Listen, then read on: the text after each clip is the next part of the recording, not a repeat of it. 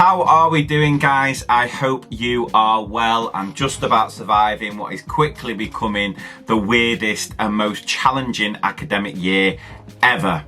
Now, I know most of us have been back for the best part of a couple of weeks, and I don't know about you, but I'm really struggling and finding it very, very difficult to adjust to this new normal, and I know that I am not alone. And it certainly makes you appreciate all the little things we may well have taken for granted before. And so I thought I'd do a video where I counted down the 10 things we miss the most about normal school. And I'm sure most of you will be able to relate to this. So if you do, make sure you share it, tag your friends in.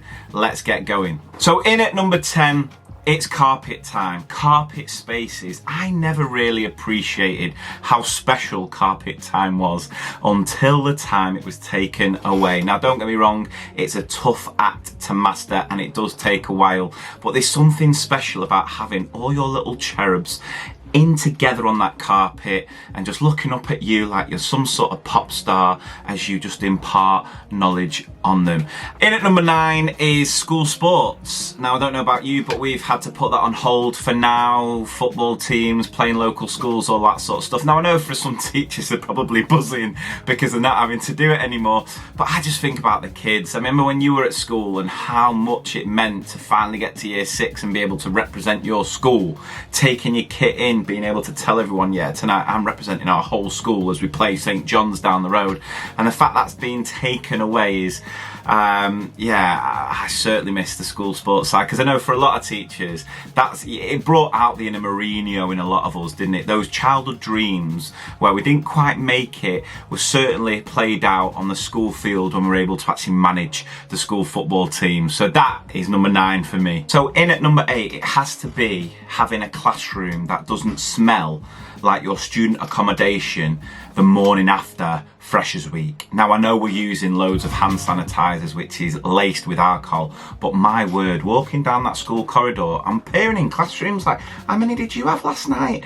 You know, and I'm not going to make it out like the mixture, the musk of baked bean farts and, you know, year 6 sweat after Galactico when they beat year 5 in the playground at lunch is something I miss.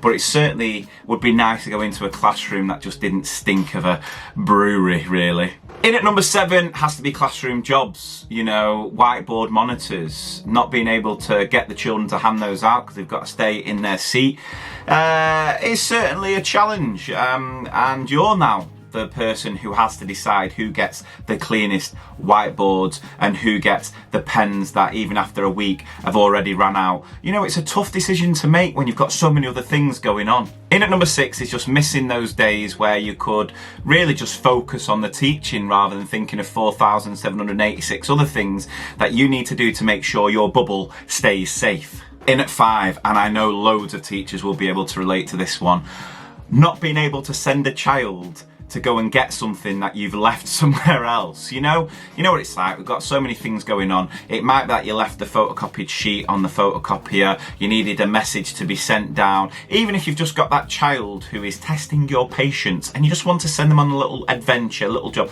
Oh, can you just go round to year 3 and tell the teacher this? No longer can happen.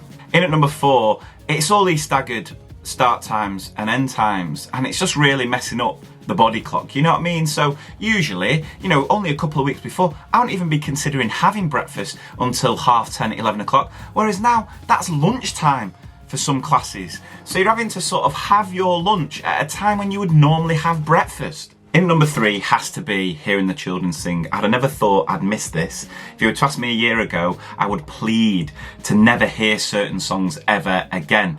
But I'll tell you what, if you gave me my class's rendition of Cauliflower Fluffy now, I think it'd make my 2020 if I'm being completely honest. It's just something special about hearing a group of children sing now.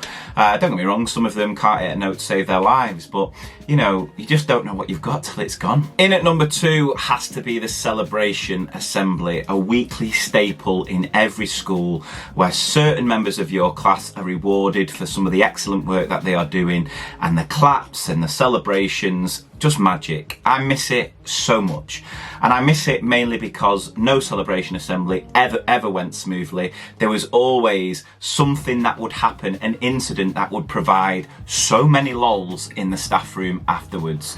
And so the fact that we don't have this anymore, it hurts. It's tough to take, but hopefully we will be back there sooner rather than later. And finally, the number one thing we miss the most about normal school has to be just having time in the staff room with your colleagues to chat.